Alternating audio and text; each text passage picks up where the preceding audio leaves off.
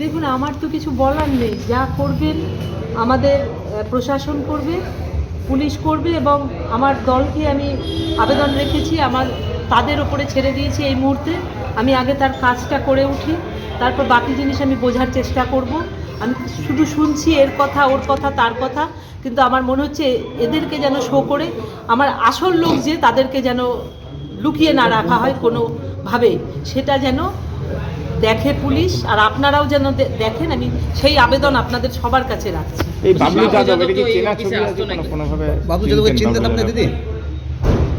আমি এই মুহূর্তে কাউকে মনে করতে পারছি না। অবশ্যই হয়তো আসতো, যদি এইখানকার লোক হয়, এই এলাকার লোক হয়, তার তো প্রয়োজনে আসতেই পারে, কিন্তু তার কি শত্রুতা, কে ওকে ব্যবহার করলো, আমি এই জিনিসগুলোই বুঝে উঠতে পারছি না, আমি মেলাতে পারছি না।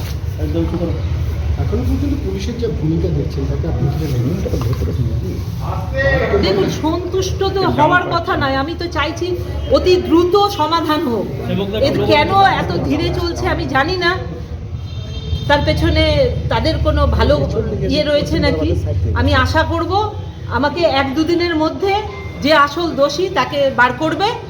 কাউকে লুকানোর চেষ্টা কোনো প্রলোভনে, কোনো পাওয়ারের এতে যেন না করে, কারণ এটা খুব সত্য কথা। যেভাবে তাকে মেরেছে এটা খুব সাধারণ কথা নয় যে কোনো সাধারণ মানুষ বা কোনো ছেলেরা করেছে।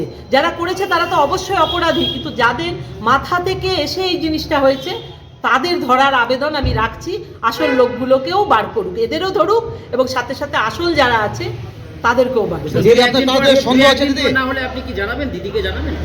আমি অবশ্যই আমার কাজ শেষ হলে আমি দিদির সাথে দেখা করতে যাব। দিদির কাছে আমার যা বক্তব্য আমি সেটা বলবো। আমি কি মনে করছি, আমার কি মনে হচ্ছে, আমি কি শুনতে পাচ্ছি, কি জানতে পারছি, আমি সমস্ত কিছু দিদিকে জানাবো। সন্দেহের তালিকাটা এই মুহূর্তে কিচ্ছু বলতে পারছি না। আমি এখনো হিসেব মেলাতে পারছি না।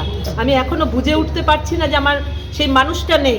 আমি যখন বুঝে উঠবো আর আমার কাজ শেষ হবে, তারপরে অবশ্যই আমার নেত্রীর কাছে আমি পৌঁছবো, আমি আমার কথা বলবো। এখনো পর্যন্ত যে 5 জন ধরা পড়েছে বা 2 জনের ছবি প্রকাশ হয়েছে, 3 জন দেখা যাচ্ছে এই 22 নম্বর ওয়ার্ডের। কিছু বলবেন লোকাল ছেলে? কিছু বলার নেই। দেখুন, 22 নম্বর ওয়ার্ডের হতে পারে, অন্য ওয়ার্ড থেকে মানুষ পরিচালনা করে থাকতে পারে। আমি এই মুহূর্তে কিছু বলার মতো অবস্থাতেই নেই। 72 ঘন্টা হয়ে গেল, এখনো পর্যন্ত মূল শক্তি বা মোটিভ কি, কেন এই খুন, তা নিয়ে পুলিশ এখনো অন্ধকার। সেটা আমিও একইভাবে হয়ে আছি। আমি পুলিশের উপরে ভরসা রেখেছি। আমি দেখি এখন আর কিছু এই মুহূর্তের কিছু করার নেই।